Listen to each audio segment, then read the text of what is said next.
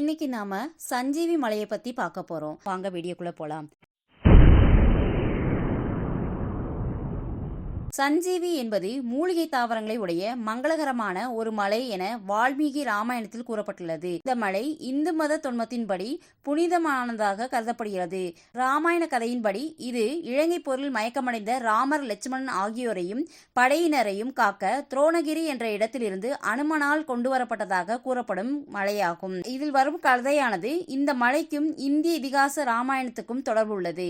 ராமாயணத்தில் ராமனுக்கும் இலக்குமன் ஆகியோருக்கும் இந்திரஜித்துக்கும் போர் நடைபெற்ற போது இந்திரஜித் செலுத்திய பிரம்மாஸ்திரம் தாக்கியதன் விளைவால் ராமன், லக்மன் மற்றும் படையினர் மயங்கி விழுந்து போயினர். அவர்களை குணமாக்க சாம்பவானினுடைய ஆலோசனையின் பேரில் இமயமலையில் உள்ள சஞ்சீவி மலையிலிருந்து மூலிகைகள் கொண்டு வர அனுமன் சென்றான். ஆனால் அங்கு மூலிகைகளை அடையாளம் காண இயலாமல் முழு மலையையும் கொண்டு வர அதனால் படையினர் குணமடைந்தனர். அனுமன் போரில் இறுதிக்கட்டத்தில் மீண்டும் ஒரு முறை இதே போல மலையை கொண்டு வந்தான் என்று பலவாறாக கூறப்படுகிறது. இந்த சஞ்சீவி மலை உண்மையிலே தற்கால தமிழ்நாட்டில் ராஜபாளையம் நகரத்துக்கு அருகில் உள்ளதாக கருதப்படுகிறது.